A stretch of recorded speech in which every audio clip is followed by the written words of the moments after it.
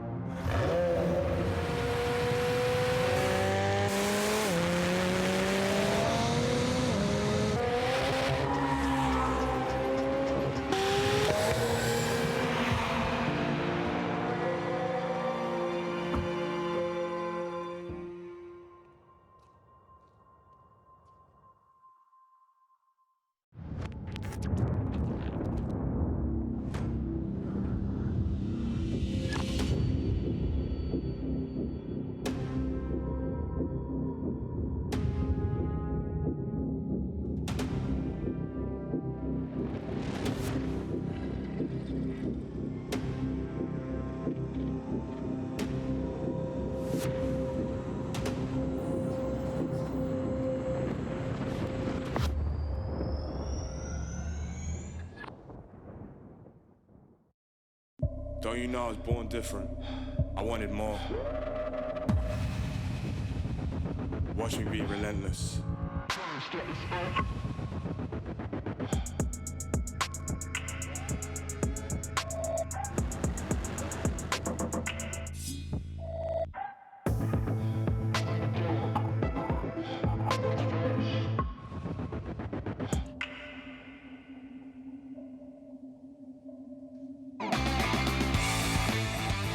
Hello everybody and welcome along to the 2020 Liqui Moly Bathurst 12 hours. It's a beautiful day on the mountain and we're delighted to be with you for Super Saturday. Alongside me we have Richard Creel and Johnny Palmer. We're building up to the excitement of qualifying and the Pirelli Top 10 shootout. Good morning, gentlemen, and Creelsy, thanks for having us back. No, you're very welcome. Welcome to Mount Panorama, to everyone joining us here at the circuit in Australia and around the world for a massive and critical day on the mountain. It may be qualifying day for a 12-hour endurance race, but it's an endurance race that's never been won from lower than 7th on the grid.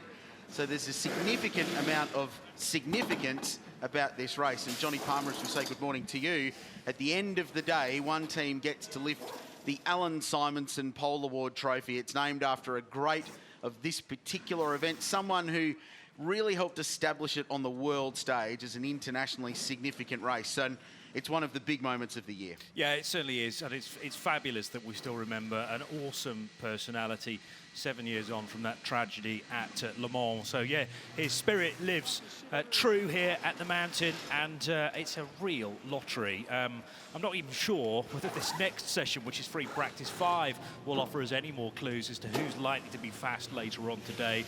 Teams have been going through various different programs. I think there was quite a bit of long running during the later session last night. The Nissan, the sole surviving Nissan from KCMG, doing a good 17-18 lap stint just to see how that gets on with the mileage.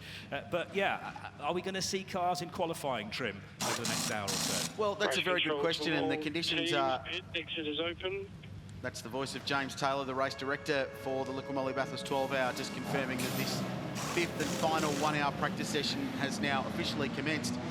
It's a good question, JP, and there's a few things to unpick around what you've just brought up into the discussion, because qualifying's very interesting. This is the last opportunity for teams to do full race simulation. I think we'll see a lot of practice pit stops in this session, and it's the only practice session where refueling is permitted to occur in pit lane as if it were the race tomorrow. So that makes this vital. And we've got Skippy bouncing on the road, and the teams have done a very good job. Several of getting out the way. They've cleared the gate at Griffin's Bend on the run-up Mountain Straight. And this is just an occupational hazard of racing at Mount Panorama. And there is actually a dedicated flag, and we've gone red straight away. They'll close pit exit. There's actually a dedicated flag to determine that in the way they wave, double wave yellows. And my very first lap in a race car here on the mountain, I got the kangaroo flag at Griffin's Bend. And I thought, that's it, I can pull in now, I've done it all. That makes you Australian, I think. You're formally induced into the country. Well, I mean, we talk about the quirks of this racetrack and the 6.2 Ks of bitumen around it, but it's everything that surrounds it as well that can often play a role. And the first time we had some serious international teams and drivers at this place, they couldn't quite believe that in the drivers' briefing notes there was a segment about kangaroos and what to do when they were on the racetrack. Yeah, I don't think for anyone who's not raced here or in Australia before, it is a huge surprise, but it's certainly not a new scenario for anyone who's been spectating here through the years, the past few days, you know, every race. They've got to be mindful of it. So, get up, mate, you're right. Yeah. Just wants a good glimpse of these new GT3 cars. Come back to have a look at the Castrol Aston there. Well, yeah, and the 999, one of the new Mercedes, of course. And as close as the Roo was there, would have been able to check the new headlight arrangement there. There you go. That's down on, that's Mountain Straight. Yeah. Those fences are put up to protect them, but ain't no fence high enough to catch a Skippy at the best of times. When they want to get somewhere, they go. In fairness, I did notice they did have the right credentials, so that was all right. Yeah. And to be perfectly honest, to explain, people overseas might be watching this going, well, why is this happening? Why are they coming into the circuit? A state of quite significant drought in this part of the world. Bathurst is on very heavy and significant water restrictions. The surrounding area is very dry, so the stuff they graze on for food is quite dry. The area around the circuit after some rain earlier in the week is actually quite green, as you can see. So that means they've come into the area, and the event takes all the precautions they possibly can to manage this, and with the Bathurst Regional Council and the wildlife groups in the area. But sometimes, unfortunately, it's just unavoidable, but it's a quintessentially Australian thing regardless, isn't it? Now, and I'll tell you now, the international drivers, I know they're losing some time, but they will be absolutely lapping this up. We have to say, no Roos have been harmed so far, which is obviously quite important. The drivers did a great job, as did race control, in getting the red flag out straight away. So just waiting for the wildlife to clear. Track conditions a bit greasy by the looks of it. Yeah. Struggling for traction. And yeah, just to confirm that compound on there. None have been hit by any racing cars, which is great. Lucky the timing worked with cars rolling out of pit lane on a slow outlap, just finding their feet, pardon the pun. Hits to Shea Adam in the pit lane. Morning, Shea. Good morning, John. I was just down in one of the garages all the way toward the pit exit that tends to be a bit more German, so you can figure out which manufacturer that is for yourself. But there was a comment made once the kangaroos were bouncing across the track. Hey, kangaroos do exist. So the international team's really appreciating the fact that they get to see a little bit of wildlife. I'm heading down to Bentley now, John. I'm going to give you an update on those cars as soon as I get there, because last time we saw them, neither of them were running on track. One was having a full engine change, and one was trying to figure out what the problem was with their engine.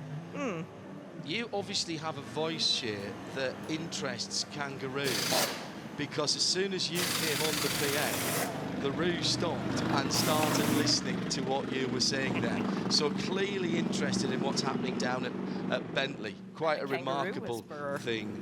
Shea Adam, the kangaroo whisperer. I don't think that one's bought a ticket. We need to just go and check his credentials for being in that spot there. So we are under red flag, and the clock has stopped. We only ran for 40 seconds or so before the Roo raid on the Audi Mountain Straight, and race control reacting very quickly indeed. So we're not losing any track time at the moment. As I say, This is going to be one of those things, JP, for the international drivers. Remember when we had snow in practice for the World Endurance Championship at Silverstone a few years ago, where everybody, I think it was like Duval, who said, I'm taking the car out, take some pictures from the screen. Yeah. Because nobody's going to believe me when I say I was out in a prototype in the snow. The guys are going to be saying, did you get that? Did you get that? Did you get me and the kangaroo? I was having the conversation earlier on in the week about the unpredictable nature of motorsport, and I still, you know, the years I've been watching it, and the people around who've been watching it for probably double that time, there's still going to be something that you haven't evaluated before, a new scenario, and that's the beauty of motorsport in the outdoors, in a non-sanitised environment as well. These things can happen, but it's as you say, there's protocol in place, there's planning in place. Sometimes you can't plan for all eventualities, though. What, me? Who, me? Sometimes this will be a reasonable delay while they make sure that all of the kangaroos are cleared from that vicinity of the circuit. Yeah. Good workout, running up Mountain Straight, Griffin's Bend, Audi Cutting, up to BP Ultimate, Reed Park. I'm not surprised we saw that one just Having pause. a breather? Yeah. It was, the chest was going in and out there. It's a 1 in 6 gradient. It's about as steep as you're going to get in a racetrack anywhere in the world. So Skippy's getting a workout on this. So while we're under red flag, let's touch on what happened yesterday. 4 practice sessions, 3.5 hours, give or take a little bit of running here at Mount Panorama. And it was at the end of the day, Mercedes-AMG 888 Race Engineering 1 and 2 on the fastest times, with Shane Van Gisbergen at the end of the day topping the pops with a 2:03.96. Anton Di Pasquale was second with 777, the Ben Motorsport Park car, just 2/10 behind. It's an even longer delay for Bentley to get to go out and test out the new engine. Jordan Pepper, driver in the number 7 Bentley. Your car, the last time I left it, was in a lot of different pieces. Everything put back now into where it should be. But, of course, the red flag isn't helping because you guys can't figure out your shakedown lap. I think before we speak about what happened to us, we've got to appreciate the line the kangaroo took through the cutting. He got the apex, went up to the exit wall, so all was good. But, yeah.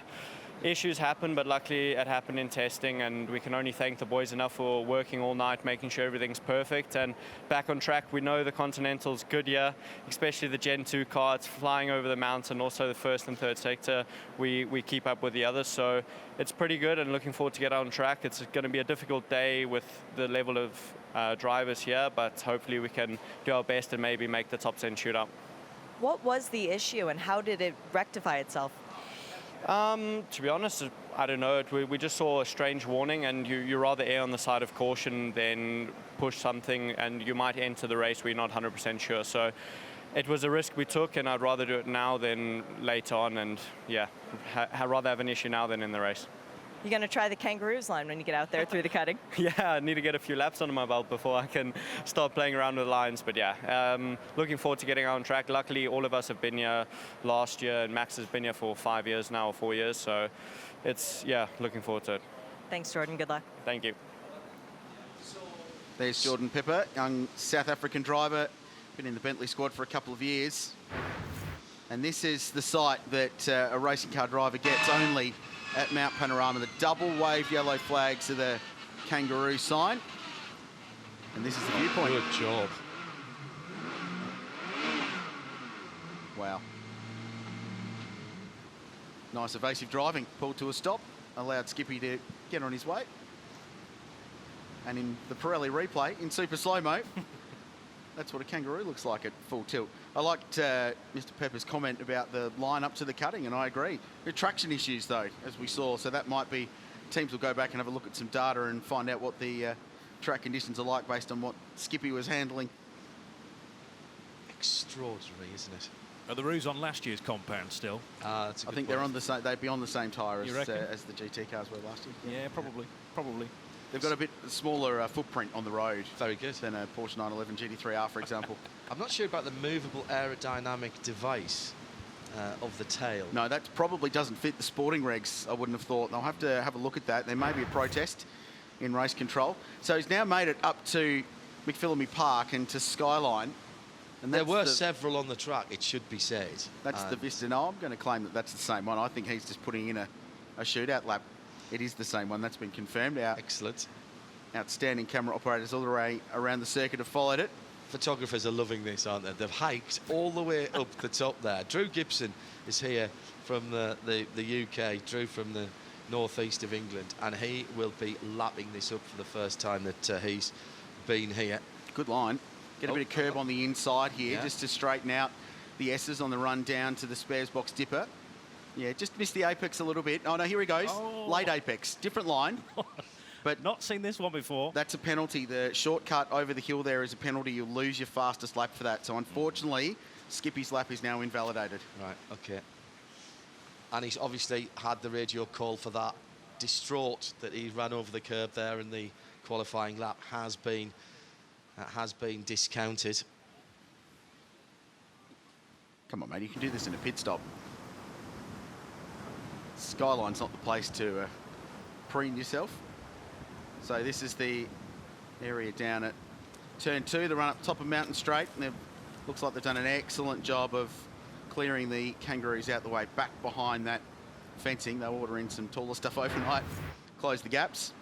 Right, so once the lap's gone, there's no point. Oh, there's absolutely no point in continuing down towards the Forest Elbow. So bailed out of the lap and straight back down. Good jump. That's not a short wall, and it's a fairly precarious drop on the other side of that in the run down to the dipper. Stunt crew. It is their turf, I suppose. Yeah, it's it sort is. of geared towards that. The serious side of this is that we have clock stopped and no cars out on the track. Absolutely the right decision.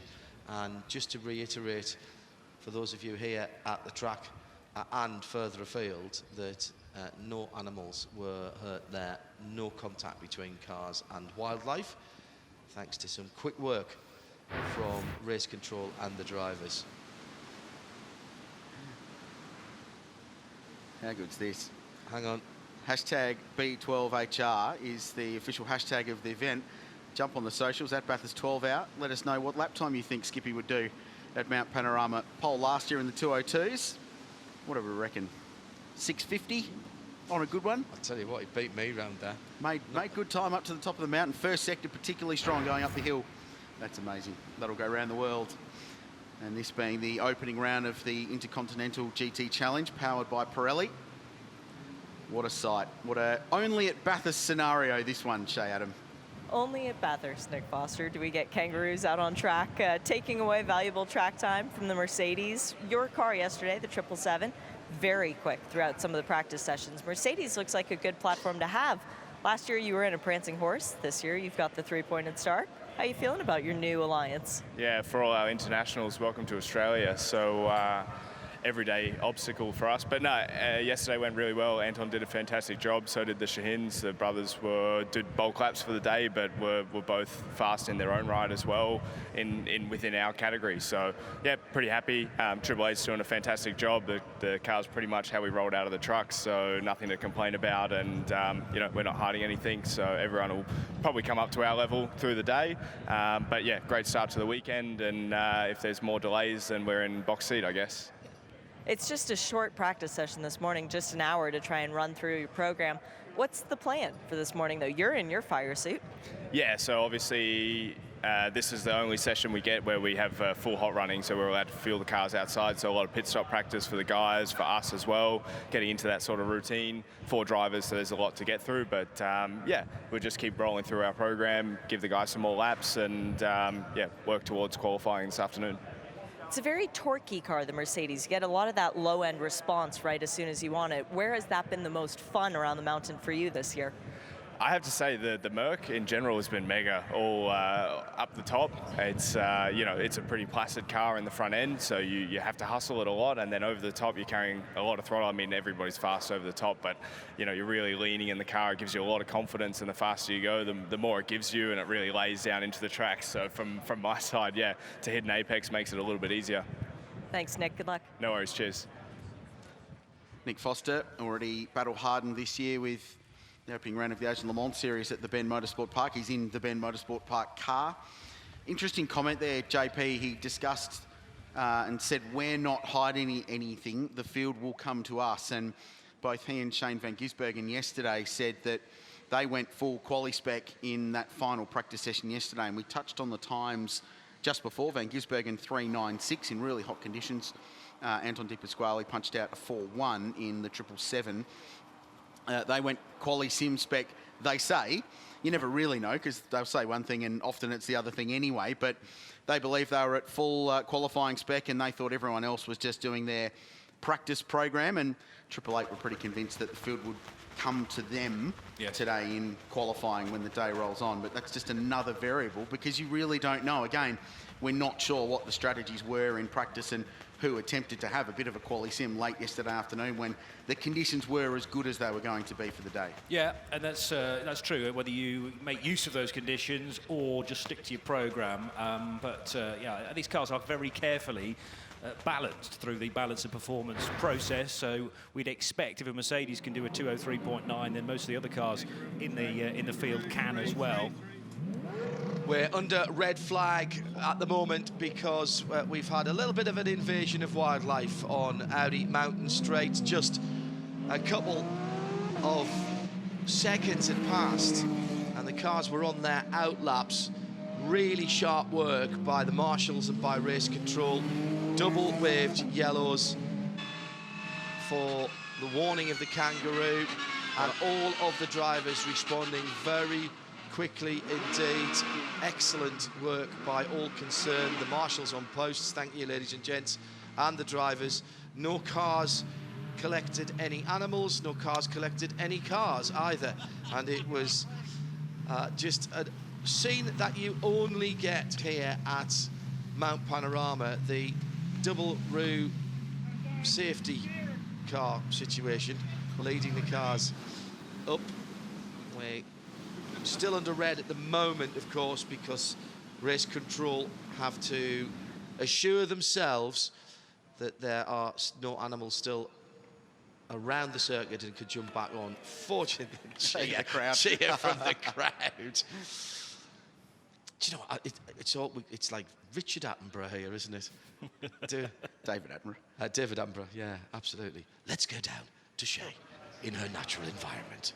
In my natural environment, I found Mark Sini in his natural environment. Mark, welcome back to the mountain. We were just laughing at the fact that there are kangaroos out on track, but every year in the driver's briefing note, all the internationals are going, kangaroos, what? Well, you just proved to everybody that, hey, we do exist, right? Yeah, it's true, and this year is probably more pronounced because the fires we've had obviously have driven them to, greener pastures, so you have got to be a little bit more careful this year.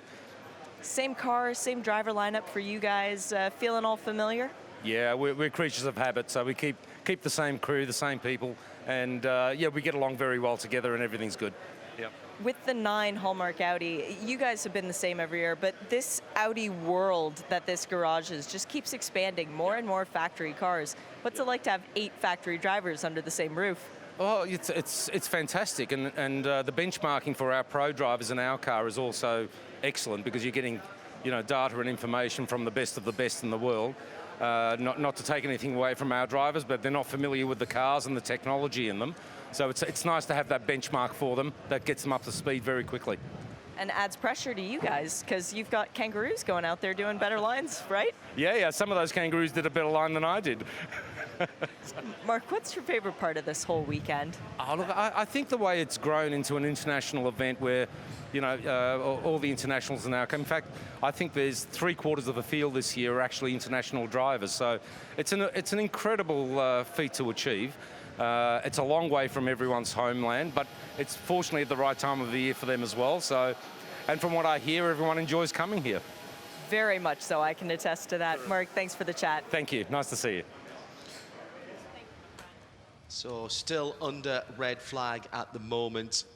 This clearly a sensible safety precaution by race control, and they have to be, Richard, absolutely certain that one of the kangaroos is not going to bob out onto the track, as we saw graphically illustrated there from how they can bound across the ground, up and out and over. Well, that can go the other way as well. Kangaroos can enter circuit as well as leave. Yeah, exactly right. So they're very, very rigorous with their precautions once they do spot a kangaroo on the circuit to make sure that they are all clear. This is why we are under red flag conditions. Traction issues, you don't want to be on the dirt there. That's not great. We've seen people there with 2 wheels off on the inside on the run up to turn 2. Just trying to send the speculator up into Griffin's Bend. And then this. Did you get the wall? Aye. Oh, is it a refusal or is it straight over? No. Lovely. Well, Didn't even bank it. No, I know. I thought that you'd take the running jump, but just the meander up to it and pop yourself over. I couldn't climb that if I was 6 feet tall. Impressive. So that's why we're under red flag conditions here at Mount Panorama. We're gearing up still for practice number 5. It's scheduled to go an hour. We'll see if we get that full running. Teams will be given a 5-minute warning from race control. We do expect the session will go to term given that, and they've just been given the 5-minute warning, so we're not far away from this session resuming. That's the scene up at Brock Skyline, top of Mount Panorama, filled with people, campsites full, lots of people marking their turf early for tomorrow morning. Get the easy up, get the esky set and good to go, barbecue at the ready. A long day at the mountain, watching what is set to be a truly spectacular motor race. That would be the coolers, is what Rich is talking about there when he's talking about the esky. It's what keeps everything cool, isn't it? Yes, it's an esky. I'm just... We're going to take a break from Mount Panorama this morning. We're not far away from practice resuming. We'll get some running here at the mountain. ECR Championship. We are the blood. That battle's coming! The energy behind the machines. We strive for pole and drive to the top of the world. Together we live our passion and write the story of tomorrow. Quality and performance are what we stand for. Today and in the future.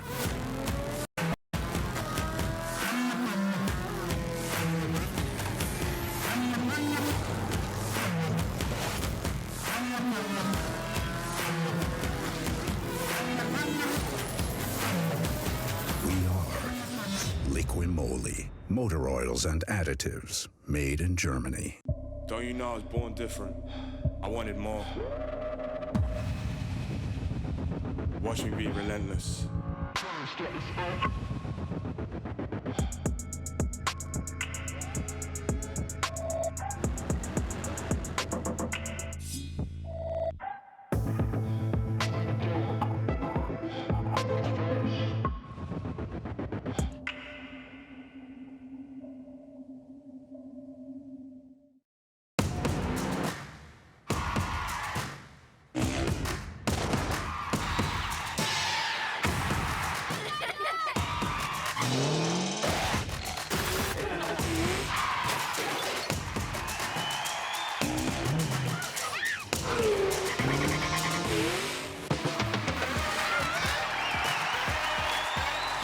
The Superloop Adelaide 500, as loud as you like it.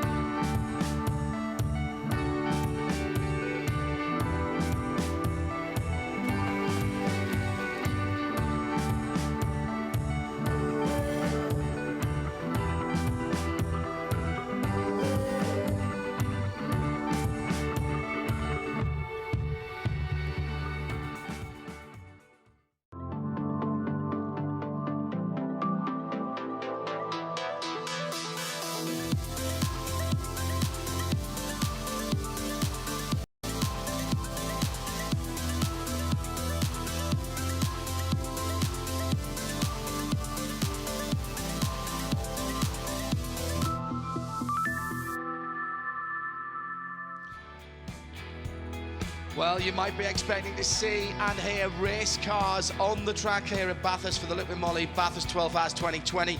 Slight delay, kangaroos on the track, no animals hurt, but obviously a red flag situation.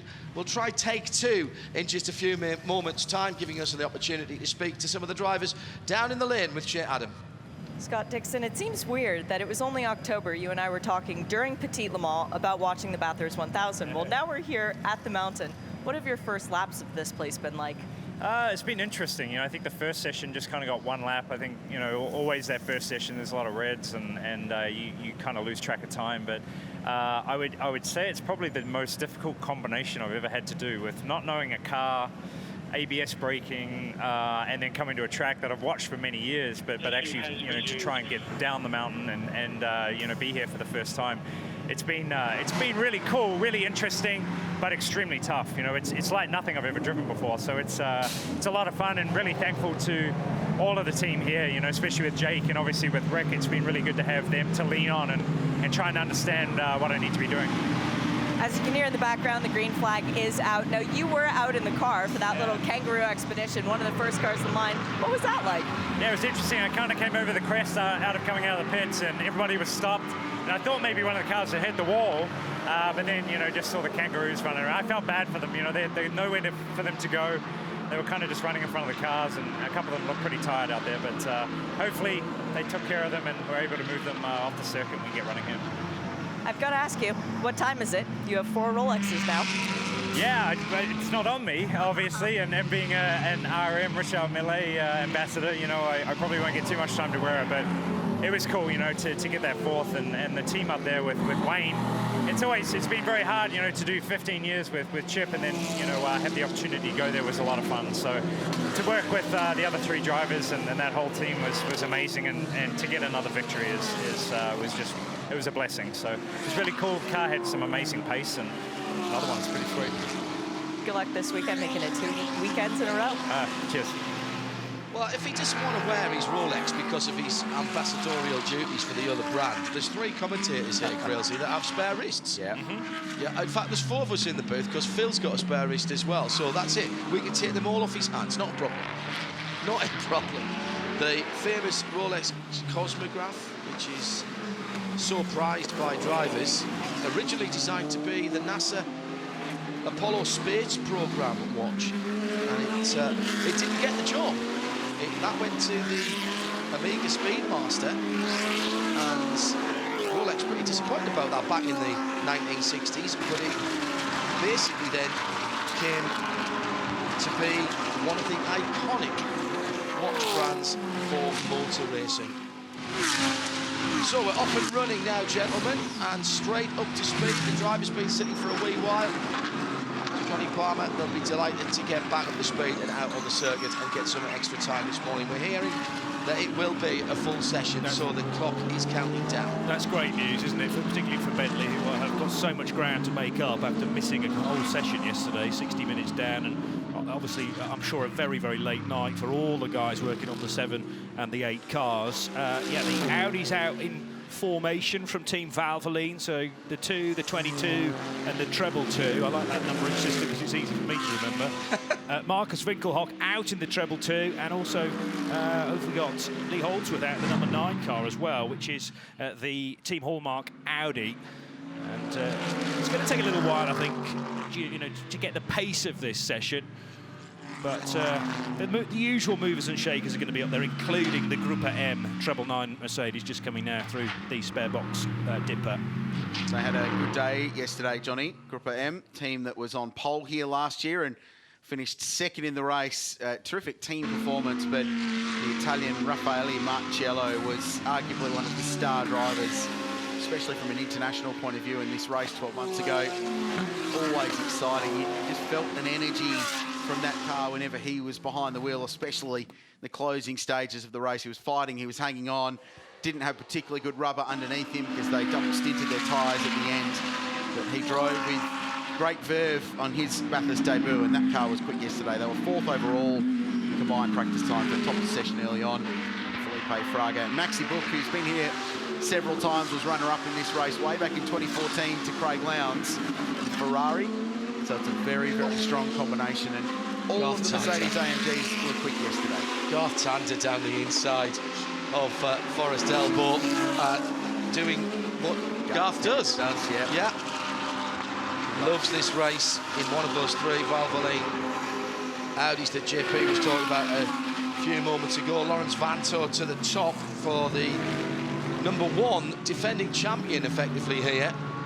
In terms of the team, if you're joining us for the first time this weekend, Porsche, who took an awful long time to stand on the top step of the Liqui Moly Bathurst 12 hours, and they did it last year for the first time, and they want to repeat, and they have taken, Richard Creel, all of the elements of the team and the drivers from last year, and effectively they've covered all the bases and they've spread them out to give them a chance of defending. Yeah, so Matt Campbell's in the 911 car from Absolute Racing. Dirk Werner, who won last year as part of that EBM team, is in the number 912, and you'll see those cars rather appropriately. They're livery with kangaroos on the side.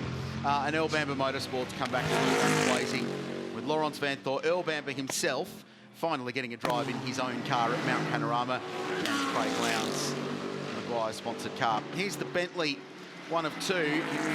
Started yesterday strongly, as they always do. This is a car that suits Mount Panorama. A stable platform, they're good across the top. Grunty V8 to drag them up the hill and to pull them down at Conrod Straight as well. But they had an absolute shocker. Shay touched on that early on.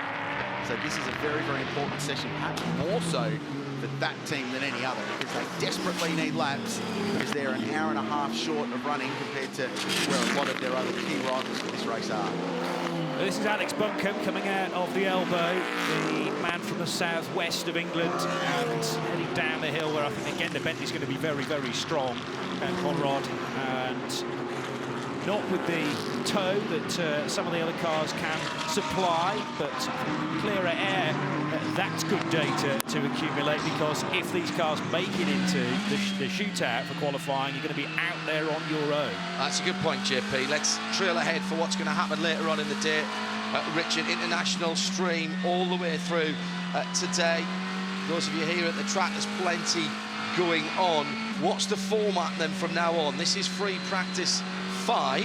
Where do we go from here? Well, we go straight into qualifying now, just after midday, for 2 sessions, one 45 minutes, the other 30. Tom Blomqvist just dealing with some traffic, GT4 BMW, the R8C Jurgensen strong entry, 2 cars in that class this weekend across the top. That's going to be another storyline, we'll touch more on that. Qualifying, 1 session, that'll set the grid for GT4 in the invitational class, and it'll be a really big systems check for all of the Class A cars. Then the outright cars only, in Pro-Am and Silver, the GT3 class, there's 32 of them in the field now. They then proceed to their own 30-minute session. Grid positions 11 back, a set in that session. The top 10 proceed forward to the Pirelli top 10 shootout, which starts at just after 5 o'clock this afternoon, Australian Eastern Daylight Time.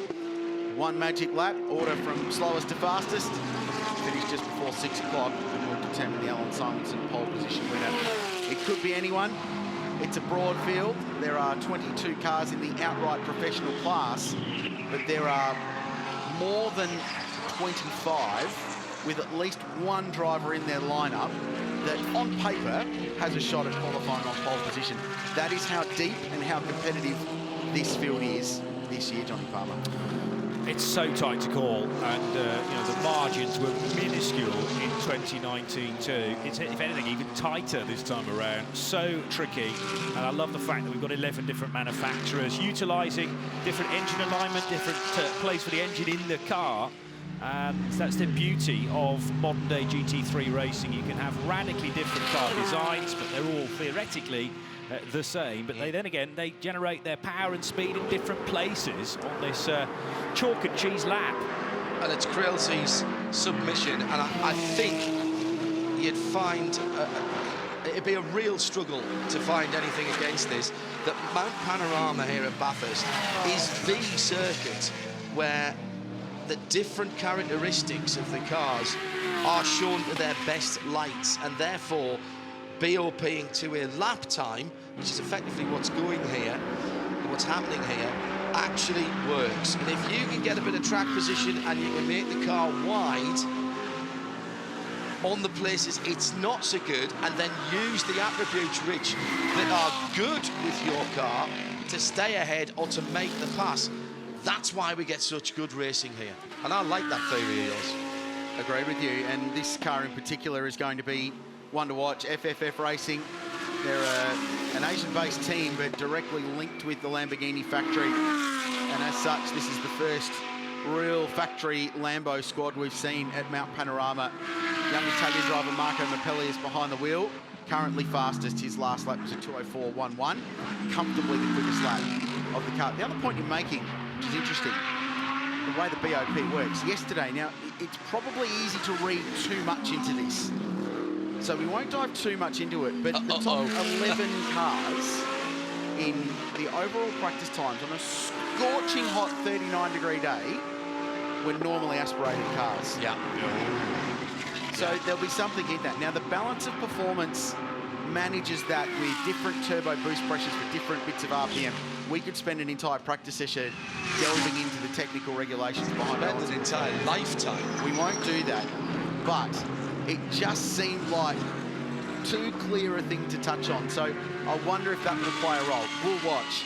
The normally aspirated V10 Lamborghini currently fastest. Having said that, the turbocharged BMW with Chaz Mostert behind the wheel is currently in second. So at the moment, there's nothing in it, but these are the best conditions we've had all weekend in terms of ambient, in terms of track conditions.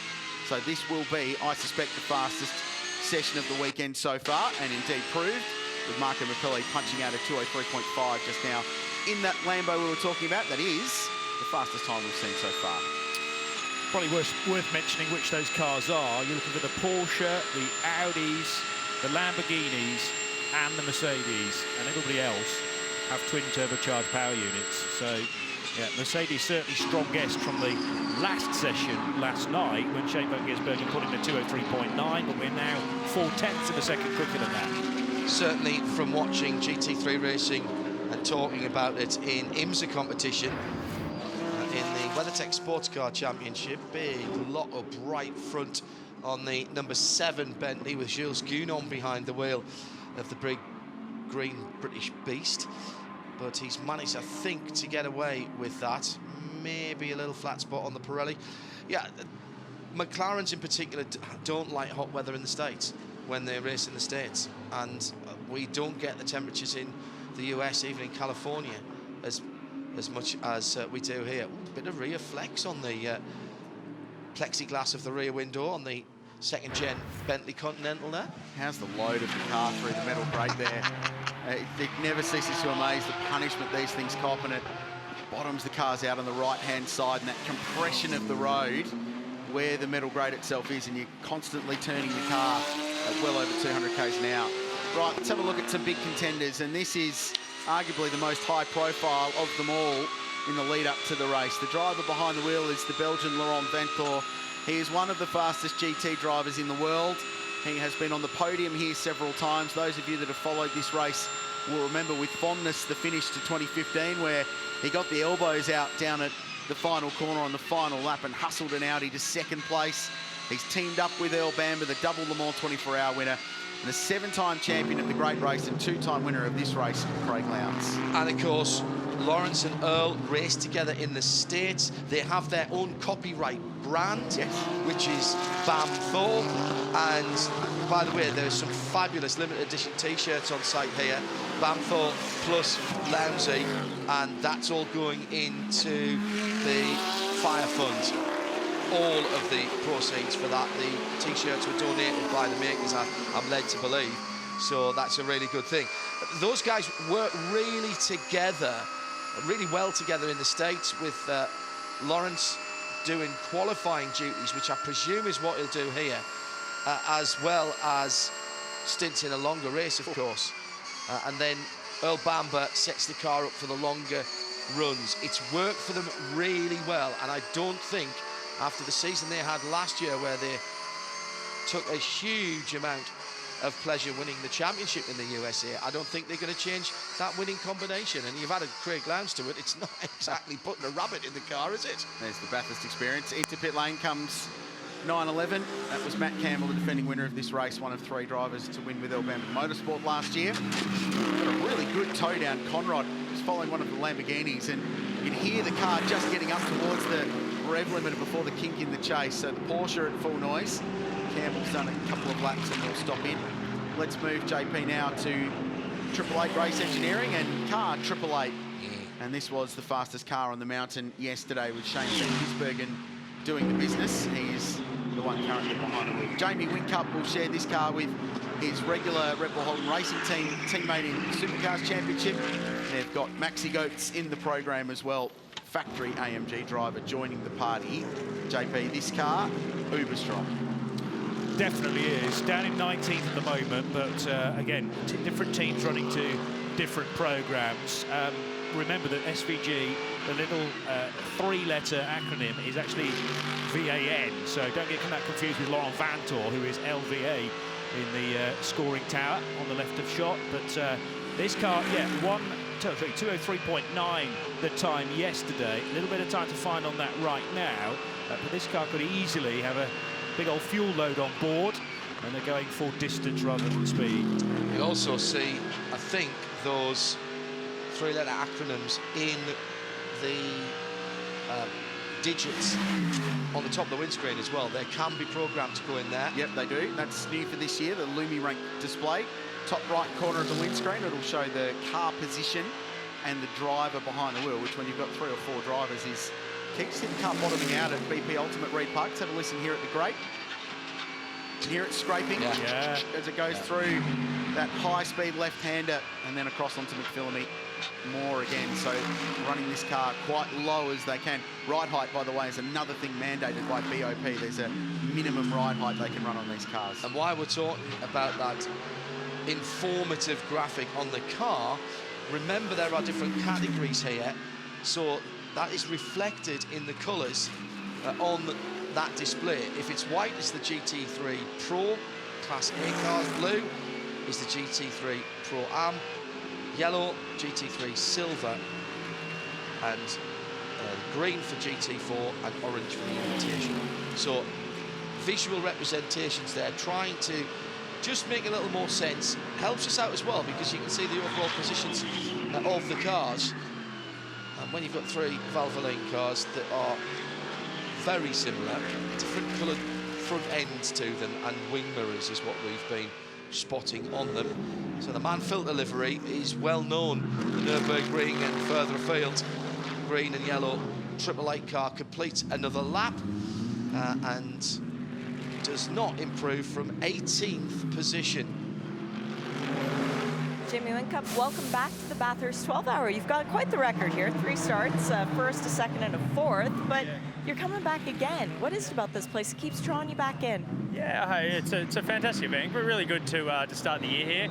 As we all know, Bathurst is the best track here in this country, so any laps around here in practice, qualifying, a race is fantastic. Yeah, I've had some good results here in the past, but I'm getting worse, so I'd like to move back up a bit, hopefully this year, but Shane's doing a great job. The car's not really to my liking, but I think Shane's going to qualify the car, so we'll make it fast for him, and then the rest of us just got to get through the race. So give you a few more laps in this practice session and then hand it over to SVG for the qualifying duties, meaning you're not going to get much time in it before we're in green flag conditions in the race. Well, I had a little bit yesterday, so I've had my fair share. Grano Engineer's done a good job at sharing the laps between everyone. And I think I'm going to get back in at the end of this session as well on some better tyres. So just hopefully I can get my confidence up. This GT cars around here is all about confidence. If you've got trust in the car, you can push hard and then the lap time comes. But if you don't have confidence, things snapping out everywhere, then you can't really push too hard. So I'm a little bit of the latter. I'm just sort of just getting my eye in, making sure that no mistakes are made. But I'm hopefully on newer tyres that the car gives me good feedback that it's got some grip, got some rear grip, and I can push pretty hard over top. You're not someone who regularly drives these GT cars, so do you feel a huge change between the qualifying setup and the race setup? Well, we don't know. We will admit we're a little bit of fish out of water. We know the supercars so well. Then again, I shouldn't sell ourselves short because we've done a fair bit of racing in Asia as well. So No, we've got a fair understanding of what to do from qualifying to race. It's such a long day tomorrow, and as we all know, the weather's expecting to turn about halfway through the day, so we could have a wet end. So that's sort of in the back of our mind as well. But all in all, trying to enjoy the event for what it is. Sun's out, it's going to be nice and hot, survival of the fittest. And yeah, we just hopefully we have a good race, and this is almost the best of Europe out here in cars that they know really well. So if we can run with them, we'll be very, very happy. And you got to have a little bit of fun yesterday as well, taking Roland Dane for a lap of the track. Was he a good passenger? Yeah, well, Roland's been coming here for years. Like he's been here with the British touring cars like years ago. So he's actually never done a lap in anger.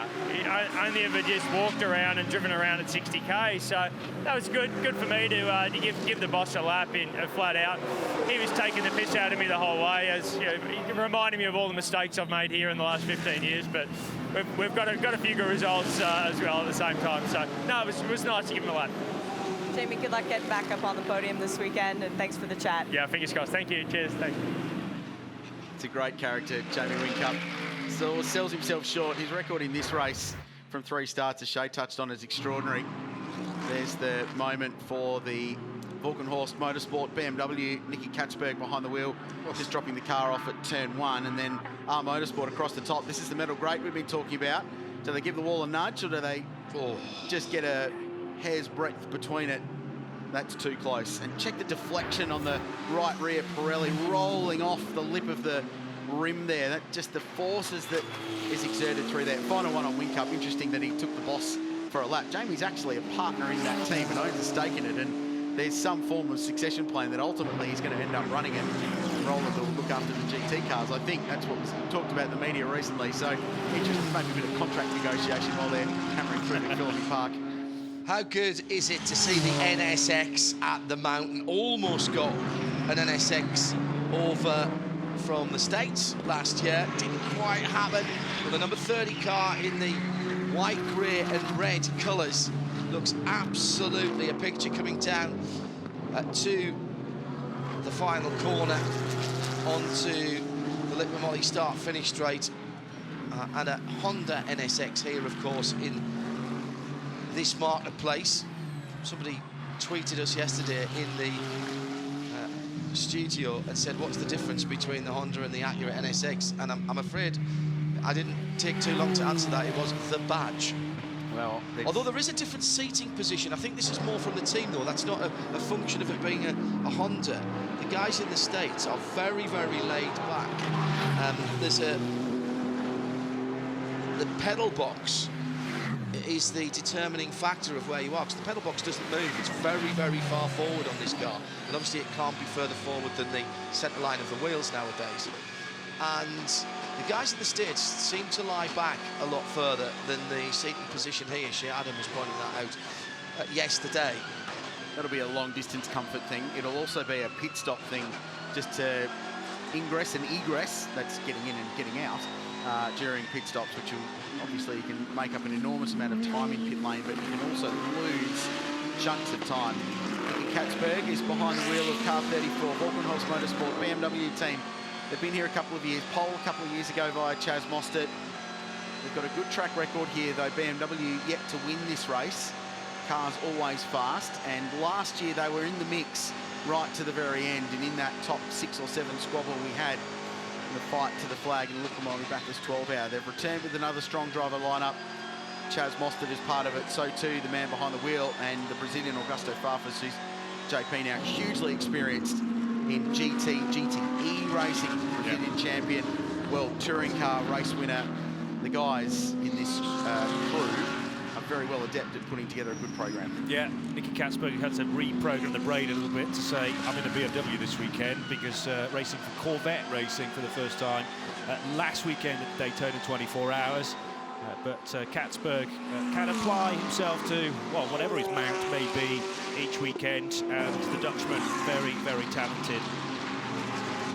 60 car, Ben Barnicoat driving the number 16 McLaren, and that's just coming down Conrad Straight now towards a chase. McLaren's feared for one of them earlier on in the weekend because it didn't make the end of the session. I think that was just a bit of an experimentation from the team as to how large the fuel tank was, but otherwise looking good, and a real fan favourite. These very svelte, very slippery cars, and it's about making them work well over the top of the mountain, I think, because up Mountain Straight and down the other side along Conrod, they should be pretty strong. McLaren won this race in 2016. Shame that Gisbergen was one of the drivers. It's cool to have Alvaro Perret back. They've got 2 cars. This is the second, number 59, that's running in the silver class. More geared towards the amateur or semi-professional drivers. And a spinner, that's the Ben Motorsport Park 777 at the chase. Sam Shahin, the good doctor, is behind the wheel. He's the managing director of the Ben Motorsport Park. His brother Yasser, who's a champion of the one-make Audi R8 Cup Series. Sam last year won the Pro-Am class in Porsche GT3 Cup Challenge Australia. So they're very adept racing car drivers, these two, and they're joined, we heard from Nick Foster early on, and young gun Anton Di Pasquale, who is a superstar and was second fastest yesterday. So this is what happened. The run down and then uphill, this braking zone. It's a very, very big stop from 265k, and there's a Hub Auto Ferrari trying to squeeze down the inside where there wasn't really a hole to squeeze through. No. And in a race, I would have said that the Ferrari would have probably copped the penalty for that. Marcos Gomez, another Brazilian driver, is labelled in that Ferrari now. I don't think the car's been in for a pit stop since. But yeah, 2 into 1 into the chase, tends not to go. And that's a familiar place to be left sitting, facing oncoming traffic. I like the way that Sam Shaheen rejoined though.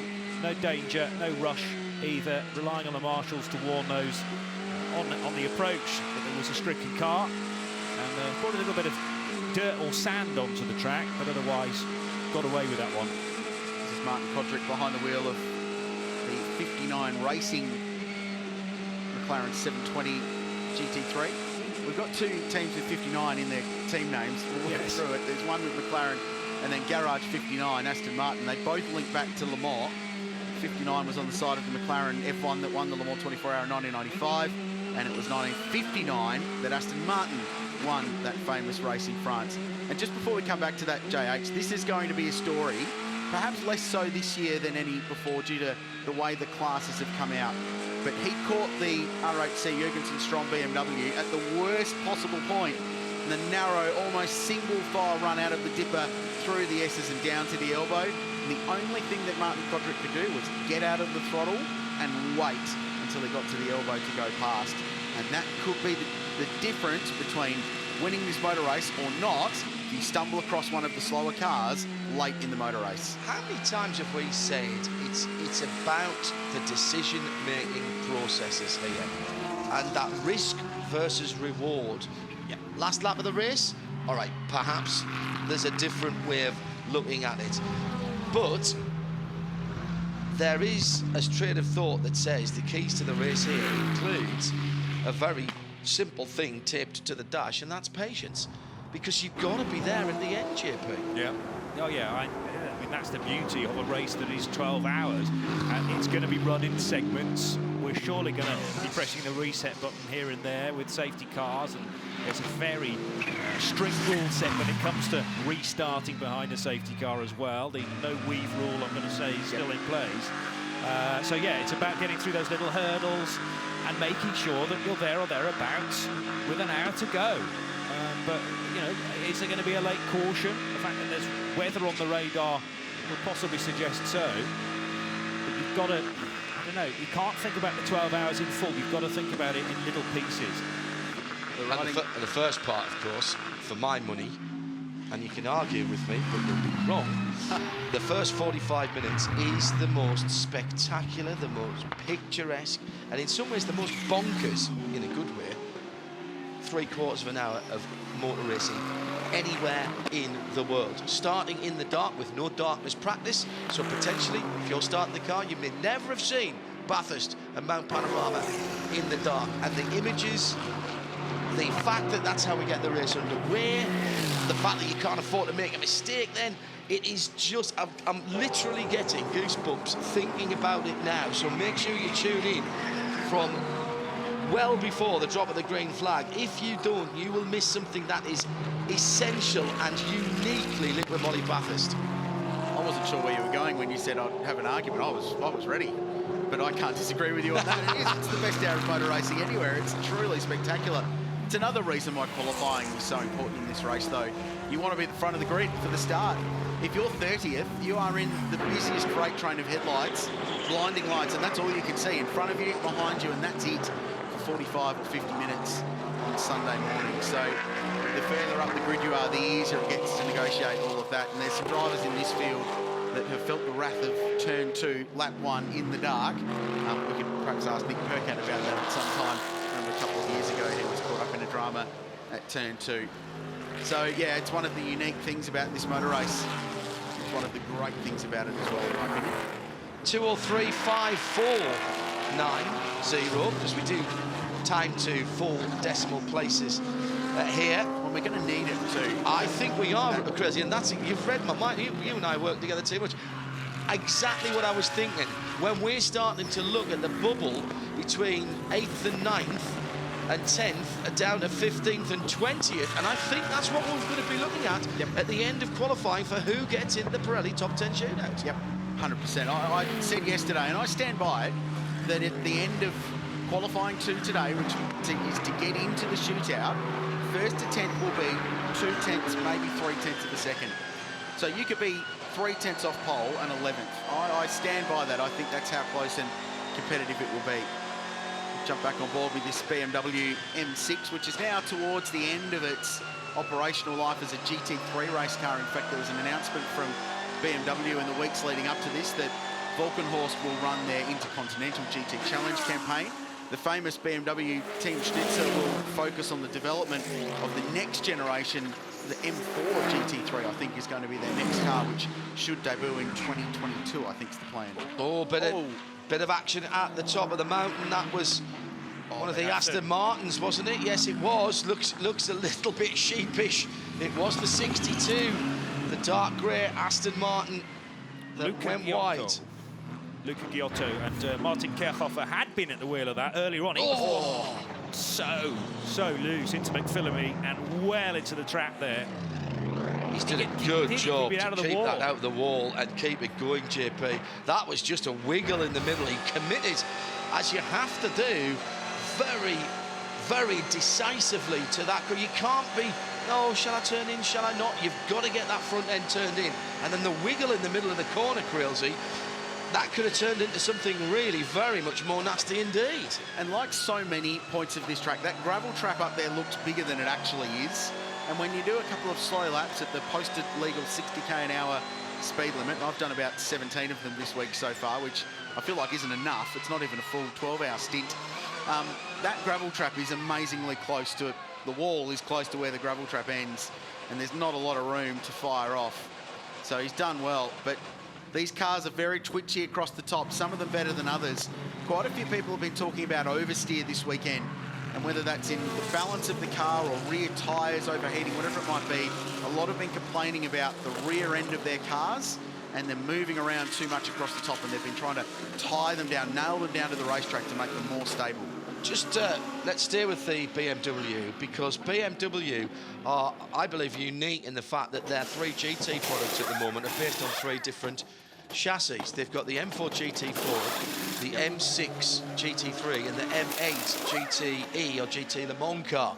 So bringing at least a couple of those onto the same platform, not the silliest of ideas. Aston Martin tried it a few years ago and then decided, no, we're not going to have the DB9 and the Vantage. It's all going to go onto the Vantage, and of course Porsche have been doing that very successfully with the various versions of the 911 GT3 R, RS and RSR in the 3 different categories. Just interesting to watch that full pit stop practice from Volkenhorst BMW. So they went through the full sequence, Katzberg out, Farfus in. Really nice setup. You could see there was a place for them to clip the harness belts up on the roof, so they're out of the way. They've got the combined radio and drink bottle plug that is all one contained unit. That also contains an RFID chip, which is the driver delineator, I suppose, to tell who's in the car, to timing tips over. So you can't forget to turn. Exactly. In some classes of racing, and sometimes down in GT4 races, the first thing that your engineer tells you when you plug in is radio check. Yes, I can hear you. Right, driver settings. So you click it round to number 4, as I always am, because I'm never going to be 1, 2 or 3. But it was really nice to watch that team at work. Everyone over the red line, which is the delineating line between the garage and the working lane. Everyone has to be back over that before the car can leave. Really nice job. They put fuel in the car as well, went through the full process, and heard Nick Foster say earlier that this is the practice session where you do that. The one thing I did notice there, though, Krelsey, was the BMW was released and it was alongside another car for a little while. Now, I know there are rules in the Virgin Australia Supercars Championship when we come to the race format as to unsafe releases, yes, but what's the rule here when you've got 2 abreast cars?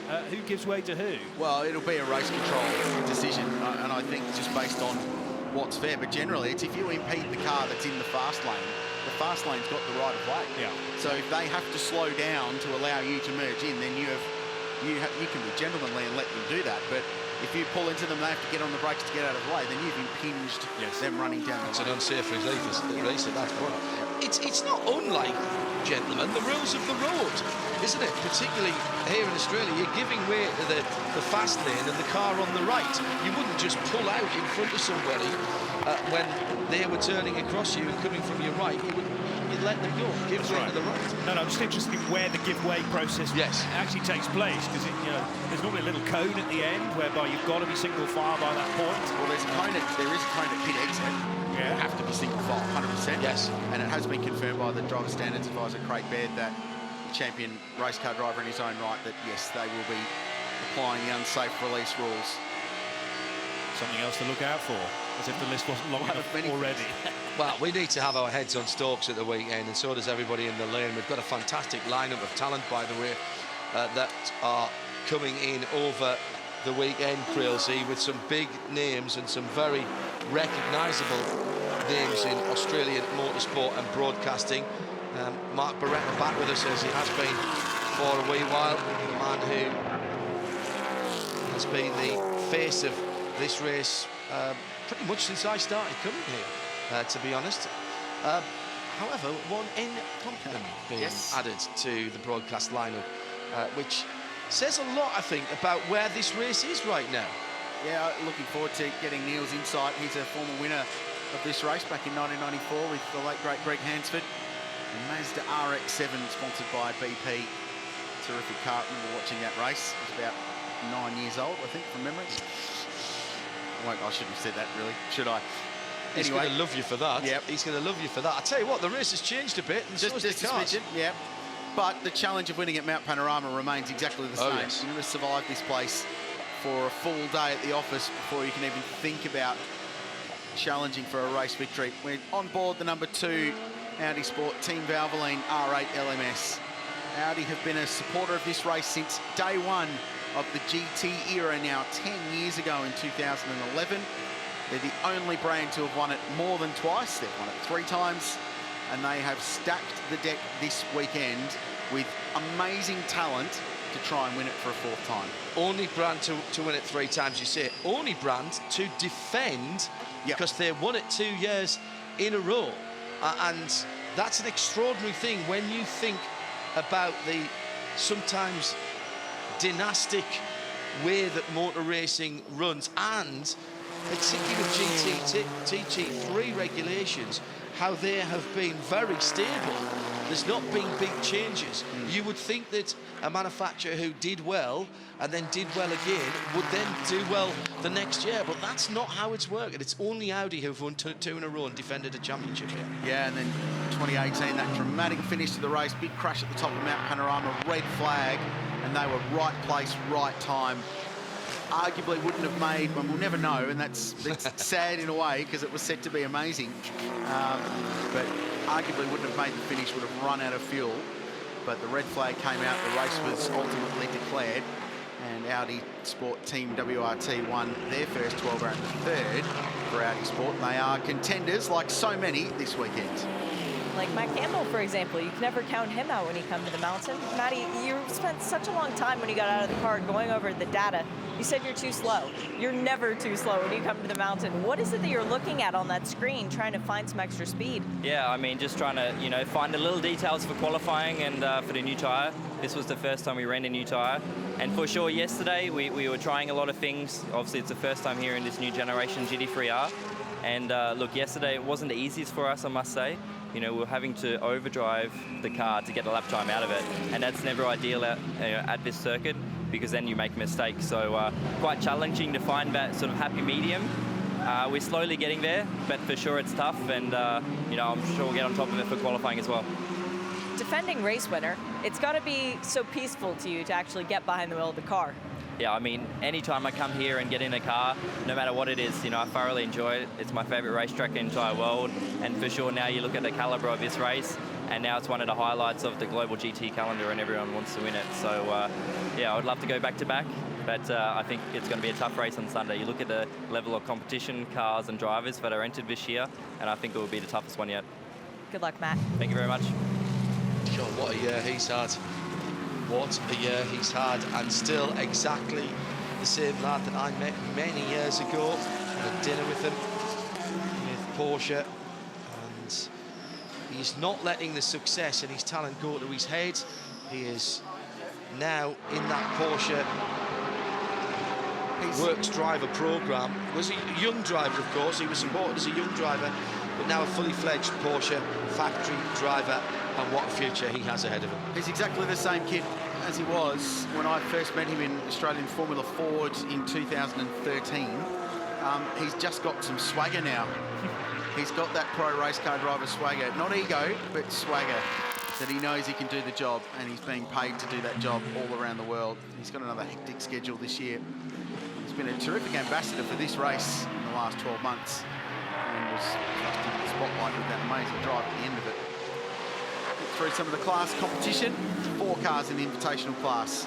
They're all the Mark II generation endurance races. There have been some changes in their world. The business sold by Ryan McLeod, who founded it in 2014 as a race car constructor based up at Norwell, Paul Morris's place in Gold Coast, and about 80% of all the components of these cars are sourced or manufactured within a 100k radius of that. So they are a properly Australian built and designed race car, and they have made their mark, if you pardon the pun, at Mount Panorama in the 12-hour over the years.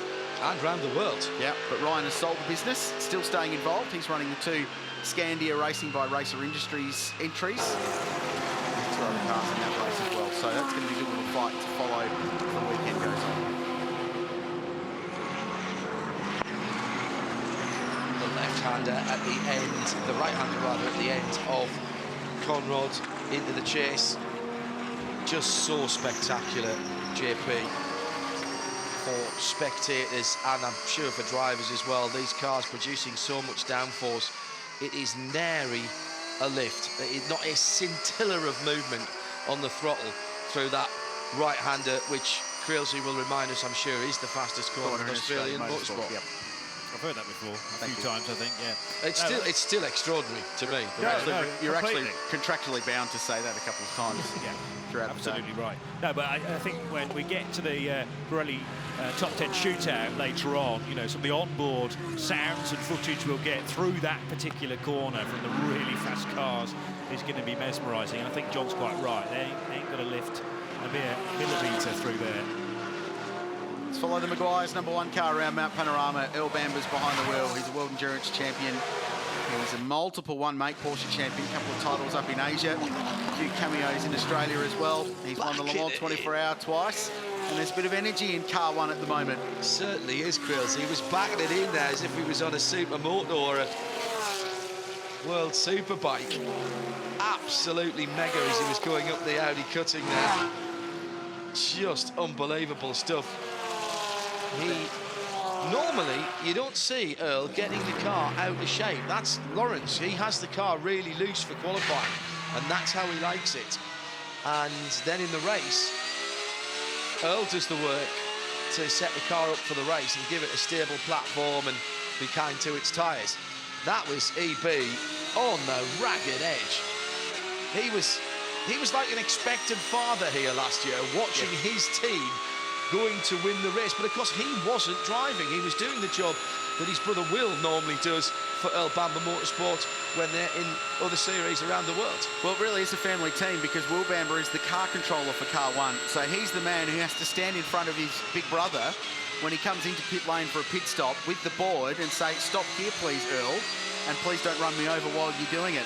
I saw Will this morning and he was telling me that story. He thought he'd got away with putting a race suit on this weekend from a team perspective. He'd much rather be behind the wheel driving, but he's been roped in to be car controller for car number one as well. He's a very good driver, is Will. He was out in Dubai racing in the car, and when the rain started to fall, he was head and shoulders the quickest driver out there. He's a Kiwi. They're all fast in the rain. They grow up in it. It's what they do. A couple of talented Kiwis spread throughout the field. Seeing that Gisberg and earlier, Jackson Evans behind the wheel of the car just behind number one. That's the second car from Earl Bamber Motorsport. Ned Australian Whiskey Racing. So turn two.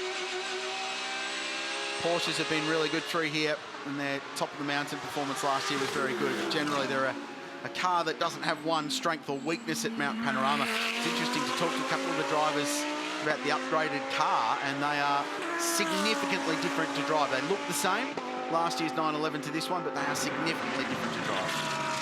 Fan favourite coming down Conrod right now is the almost throwback heritage livery on the Lamborghini, the red and white circles. Those of a certain age will immediately be transported back to their youth. This is the number 6 Lamborghini we're talking about, Cameron Conville behind the wheel of this car. Flashing yellow, sorry Krilsey, flashing yellow on the positional light there, and again, that tells you exactly which class that car is in. That's the silver category.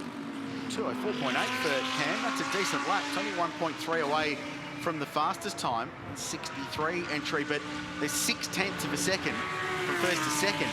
So technically, Cam's only 0.8 away from second place in this practice session.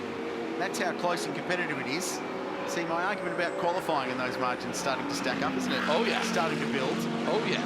And again, let's make the point, Krilsey. Yes, we do have within the GT3 category, the Class A cars, we have various different subclasses, but that's for the makeup of the driving team, Johnny, rather than the car. The cars are all the same in terms of their performance potential. That's what balance of performance means. It's just how you make up your 3 or 4 drivers puts you in the Pro-Am or the silver category. Oh, did the Castrol Aston just glance the wall coming out there, or was just a rapid change of direction? I think didn't see any mark on the car as it came out, but it was very, very close coming out of Forrest's elbow there. To Aston Martins. It's Scott Dixon at the wheel. He rotated the car in one of the sessions yesterday, didn't he? And amazingly... And hit nothing. Well, I think he just glanced at the wall with the nose because there was a little bit of front splitter damage, but otherwise that could have been a huge accident. And Scotty Dixon, despite his name in, US motorsport, new to this place. Yeah, it was a hit on the wall. It was a hit on the wall. Substantial one as well. Just saw the front of the Aston change direction at the very last minute, and that was a car into concrete. Only one winner there.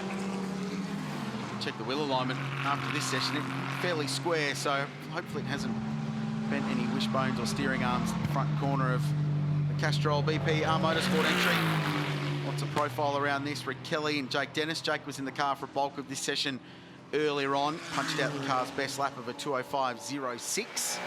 And they currently sit 18th overall, but we heard from Scott earlier on with talking to Shea, and it's just important to get laps, try and get his head around this challenge. Yep. I have no doubt, JP, that by the end of the weekend, when the race finishes, he will be at the same pace or thereabouts as Rick Kelly and Jake Dennis. No doubt about that.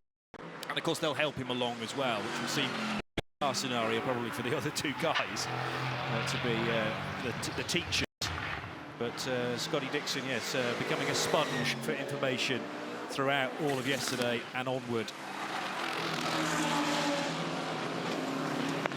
McLaren's back on pit road. This is the 59 car, the Boost Mobile backed machine. And the McLaren's not ideal situations earlier on in the weekend, but they're 9th and 19th right now. Dominic Story clambering out of the other 720S.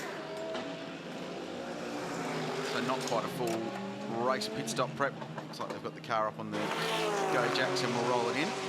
Let's have a look at some of our class leaders and being hassled by that Aston Martin. And Scott Dixon behind the wheel is Stephen Grove, one-make Porsche champion.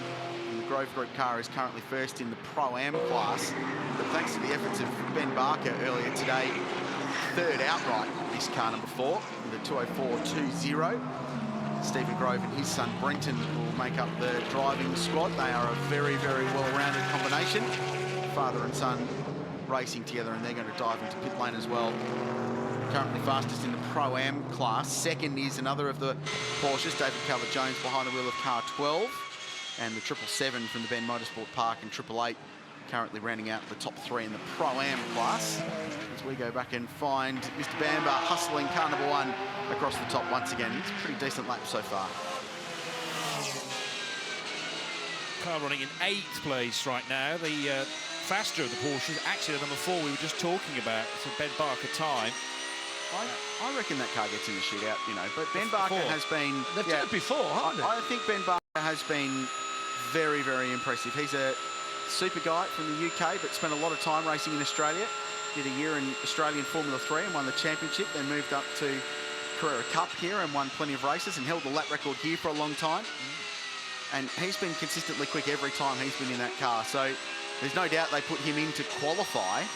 And they've been on one lap pace with him behind the wheel, arguably the fastest Porsche of the weekend so far. Yeah, and we were having a discussion yesterday about if they can be on the lead lap and there's a late caution, then no reason why they can't get a really good overall result, as well as focusing on their individual Pro-Am category with Stephen and Brent Grove. Nick Percat behind the wheel of car number 91, currently fastest in the invitational class. Former winner of Bathurst 1000, won the Adelaide 500. One of the leading lights in supercars, coming off the back of a really good competitive season. Brad Jones Racing, delivery-based team. He was Mr. Consistency, and if he wasn't finishing 6th, he was 7th, 8th or 9th or 10th, pretty much in every race throughout the championship. Popped up towards the front a couple of times as well. He's a super driver. We talked about the invitational class earlier on, Quilsey. These Mark Coupes, the Mark II versions, insanely quick, big banger V8 motor, but they are restricted to a 125-second lap, 2 minutes and 5-second lap. If you go below that, then you're going to get penalised. The cars probably could go a bit quicker than that.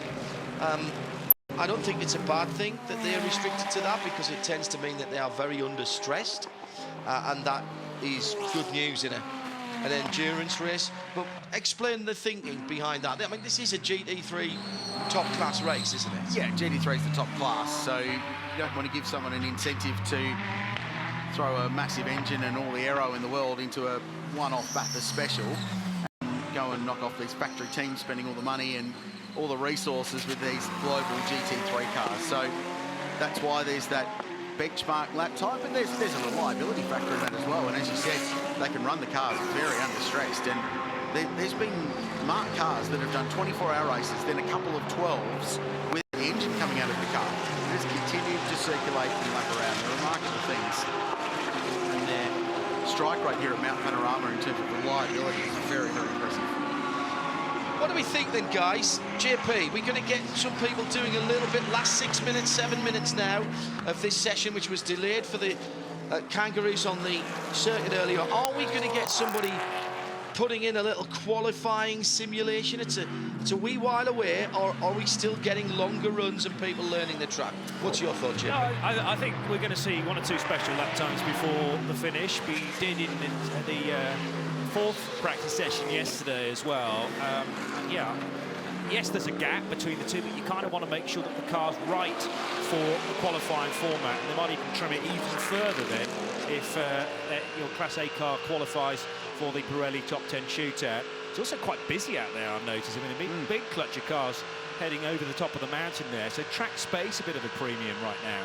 Dries Vanthal's on a very good lap in car 2 and actually goes fastest. So that answers the quali sim question, 2:03.44.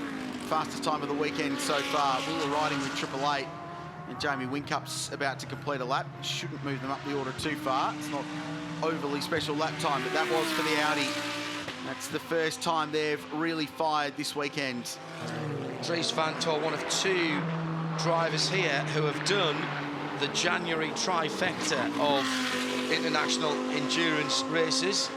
Out at Dubai for the 24-hour race there, which was significantly shorter than 24 hours due to torrential rain.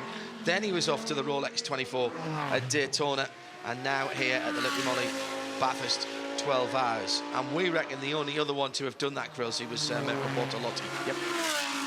Going on with it too. Not personal best of the first sector, but very good. So I think this is a qualifying simulation. And in quali, we'll see it build and build and build. You're not allowed to refuel your cars during qualifying, and that includes both sessions. So they'll start qualifying one with a full tank of fuel. They'll run laps, they'll burn the fuel down. So by the end of qualifying 2, the car's at its lightest, its most nimble, and ready to attack for pole position. Can you make any changes at all between the sessions, Krilsey? Well, like the car's if you wind in up in park from the start of qualifying. Exactly. So you can't roll wing off or anything like that if you do get into the top 20. So what you start with in qualifying is what you've got. You are literally playing the hand that you've got at the start of that first part of qualifying, even if you get into the top 10 shootout. Yeah, you might tweak it for the shootout later on in the day for one special lap, but for those 2 sessions, rung what you brung. That's why you need to get it right for this session. 4 minutes and 10 to go. Not much colour on the timing monitor, meaning there's not huge improvement, though. Alvaro Perent just did a PB final sector and popped the McLaren up into 6th position. Portuguese driver, a winner at this race in 2016, 2:04.28. Good lap time. The McLaren starting to show its hand as well. They had a pretty quiet day yesterday without doing an awful amount of lap time work. And now just starting to strut their stuff in this final practice session. And yes, Dries van Tor is the brother of Lawrence, who we're seeing in the Porsche. There's a few little brotherly rivalries going on, and that is a Bentley, and it's a Bentley that's been shortened at least by the length of its rear wing, and that's a car off it Skyline as well. So it's all happening at the end of practice. We've gone red, and that'll end the session with 3 minutes and 20 to go.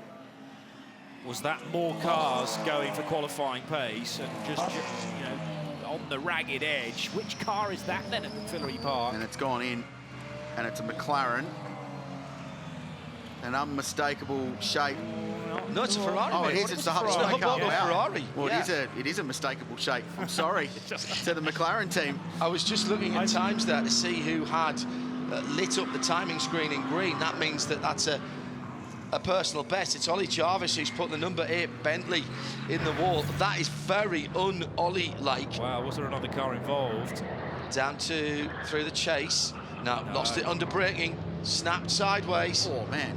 And he's on the grass over the top of the circuit and nails the tyre wall in front of the spectator area at Ridges Hotel.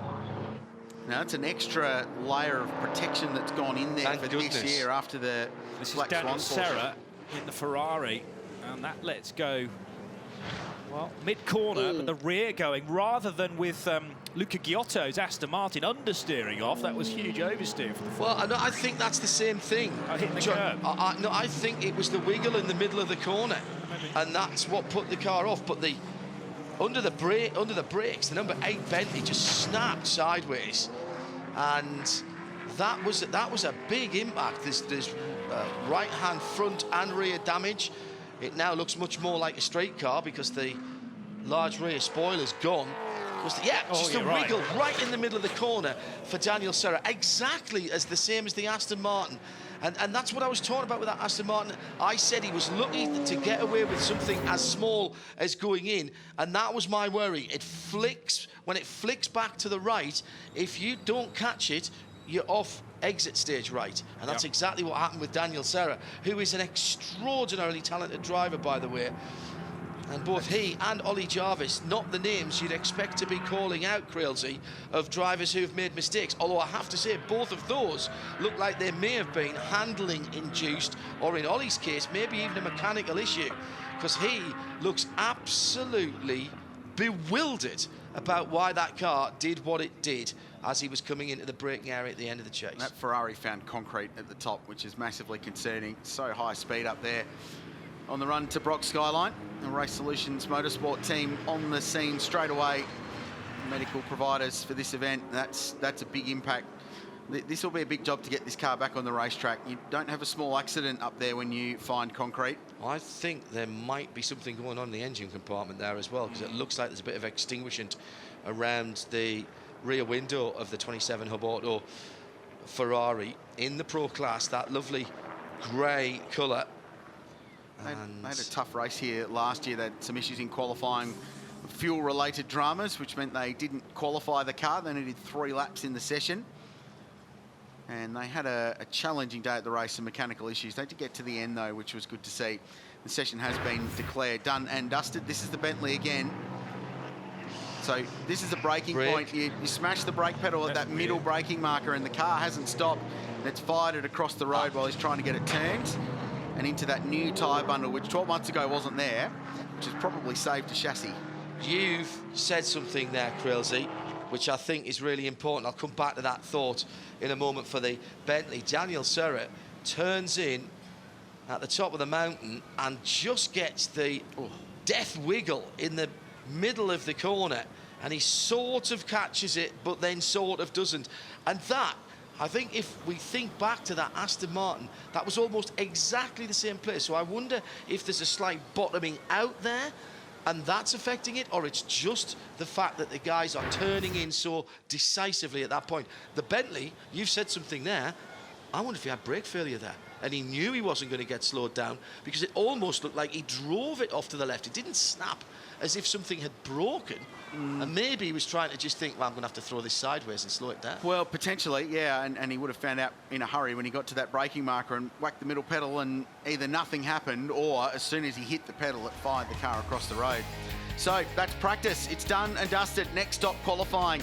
And Audi end at fastest, 203.44. The times and the margins are very, very close. It's Audi and Mercedes-AMG towards the top of the order. The 222 car right in the mix. Porsches were fast throughout that session as well. Alvaro Parent dropped the number 60 McLaren into the top 10 towards the end. And this, gentlemen, is how it played out with a uniquely Australian start. I didn't see the Kangaroo lodge a time on that timing sheet, so they might have to go and check that their timing transponder is working properly. Kangaroo. As far as GT4 is concerned, at the end of the session, it was the number 13 BMW ahead of the Mercedes. And in the invitational class, the best of the marked cars was the number 91. Remember, it stands for nothing at the moment. Almost a big accident for the Aston Martin out there. Yeah, Luca Giotto got away with one there. Scott Dixon into the wall, heading out of the elbow, and then a huge accident for Daniel Serra, just missing the end of the tyre wall into the concrete barrier at McPhillamy Park. You don't have a small crash there. And this was bizarre. Hopefully we'll get to the bottom of it in the pause between practice and qualifying. But Ollie Jarvis firing into the tyre barrier. We haven't yet seen the right-hand side of that Bentley. I think it's going to be in a sorry state of affairs. But the 63 Lamborghini Huracan has proved to be very, very fast throughout the course of this session. Finishes in second position behind Dries Van Toor's Audi. Dries Van Toor out of the Audi. Hard work out there to try and set the fastest lap time around the mountain, but it's a good feeling when you're the fastest guy before qualifying. Yeah, but I think it's, you know, it's important qualifying. It's good to start in the front, but I think it's a 12-hour race, so a lot can happen, especially here. And maybe there is some rain coming as well, so I mean, it's very, very nice to be on top now, but it's, I think it's more important to be there in qualifying as well. And our main goal is, I think, to be there around the top 5 and then stick there until the last 2 hours. It's a good atmosphere in this garage. It's very friendly. You've got a simulator back over behind me. You've got a little bit of an art project that went on for your fire suit. It had the wrong name on it, so you fixed it. It's just very friendly in here. Is that how it feels to you guys too? Yeah, it does. I mean, the suit, they tried to make me Lawrence, but I'm Dries, so you know that they know that we're separate, that we are brothers, but no. I mean, yeah, it's very nice. I like Australia. It's a very nice country. It's a long flight, but it's rewarding. So yeah, the people are very friendly. It's nice weather, a bit too hot though, but yeah, I'm looking forward to have a nice race here. Good luck in qualifying. Thank you very much. Thanks. Right, let's confirm how it stands at the end of free practice. It gets serious with qualifying coming up, and later on, of course, it will be the Pirelli Top 10 shootout. 2:04.430. It's not hanging around here for the Audi number 2 that heads the times. Then that Lamborghini in second place, about a tenth off, and then we've got the 222, and that's another Audi. Looking further down, the 11th position is where we find last year's winner. Yeah, just creeping up on it, Alabama Motorsport. 6 different brands in the top 10, which is always the way here at Mount Panorama. There's such variety. You can tell on the graphics the different classes. Pro-Am in the blue, silver class with yellow, and invitational in orange. You can see Nick Percat ended up quickest there. Only 3 and a bit seconds off the outright pace in those marked cars. So they're properly quick all the way down to the 2 GT4 cars, which round out the 38 cars. We're -1. We lost the KCMG Nissan number 35 yesterday after a practice accident. And this was the big accident at the end, and the more you watch this, the more you look and go, there were no brakes, there were no wheels locking, there was nothing stopping that car from slowing down the moment that Ollie Jarvis hit the brake pedal. And as a result, it fired across the inside of the chase, then the run-off on the outside and into the tyre barriers, and quite a lot of damage to the rear corner. And then the Ferrari from Hub Auto Corsa, Daniel Serra behind the wheel with the twitch at McPhillamy. Oh.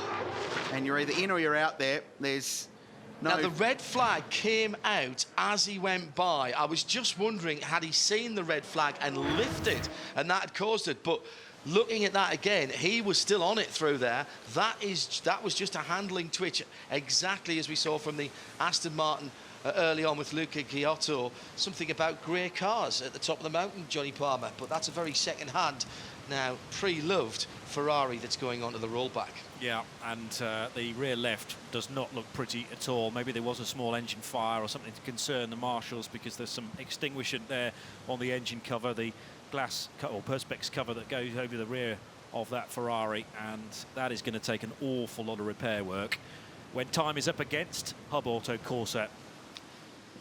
We wish them well.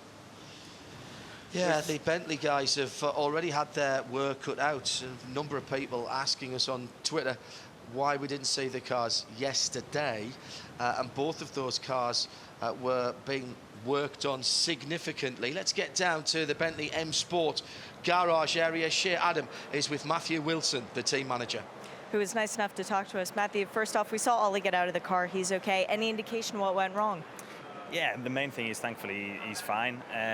Obviously some brake issue of some sort. It looks like he's lost some brake into the front and had more brake into the rear or something like that, but we don't know at the minute. But he's obviously managed to scrub off some speed. So until we get the car back, we won't really know. But it's been a trying weekend so far. But the boys did an absolutely brilliant job yesterday of getting the car, back to good health again. So I'm sure they can do the same again. But yeah, it's been a trying weekend so far. What did you guys have to do on each of the cars yesterday? Because there was a substantial amount of work going on both. Yeah, I mean, it was both. I mean, it was unbelievable timing. It happened literally both at the same time. So, probably in fairness, the bigger work was on car 7. That had an engine change, and then obviously on car 8 we had a wiring loom issue. So we had to sort of. It wasn't a big job, but it was a big job diagnosing the issue. So they did a really, really good job of doing that and putting it back together, in a real methodical way. So, yeah, as I say, we thought everything was looking quite good this morning, but yeah, we've got a bit of work to do again. Ultimate Cinderella story now. Thank you for chatting with us, Matthew. Cheers, thanks. Matty Wilson, a very, very good up-to-world rally championship standard rally driver, started his careers on the circuits and was teammates to Lewis Hamilton in Formula Renault in the UK. Ollie Jarvis is back and explaining to the team that it was nothing to do with me. Honestly, I was a passenger at that point. Malcolm Wilson there as well, Matthew's dad, who was also a very good rally driver. A very odd one. I think I just overheard Ollie say, well, in hindsight, I might have actually thrown it to the right rather than the left. I'm not sure that would have helped him a great deal. I don't think so at all. I think he did a great job. Yeah. He's almost got it to turn and grip on the grass at the last part of that, hasn't he, Creelsey? All right, that would have shot him back across the track, but it would have given more room. Gee, it's a big hit. Both those impacts right at the very, very end. Hub Auto Ferrari at the top of Mount Panorama. That found concrete, which is slightly more concerning. by the time you react. It's too deep into the corner is the question. So, and the braking zone there is, it's 150 metres in these cars from 265 kilometres an hour. It's an enormous stop. So big drama for Bentley in practice 5. More big drama. More big drama for two of the favourites, Ferrari at the top of the mountain with a bit of work to do for the Hub Auto team, and M Sport team Bentley, well, they'll not be having their lunch break. They've got work to do on the Ollie Jarvis car. When we come back, we start to think about setting the grid. It's qualifying next when we see the Liqui Moly Bathurst 12-hour cars here on Mount Panorama. ECR Championship. We are the blood. The battle's coming! The energy behind the machines. We strive for pole and drive to the top of the world. Together we live our passion and write the story of tomorrow. Quality and performance are what we stand for. Today and in the future.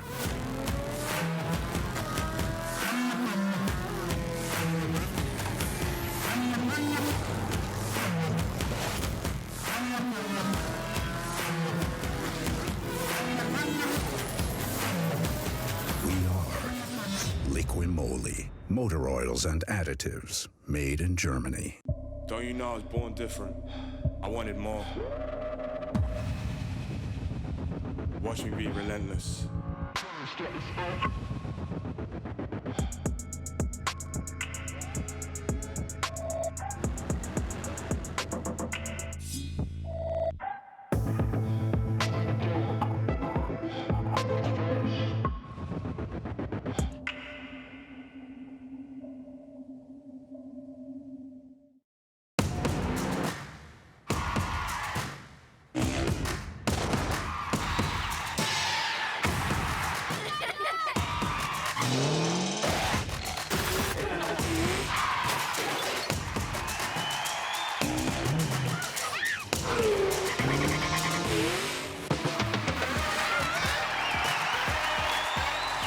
The Superloop Adelaide 500, as loud as you like it.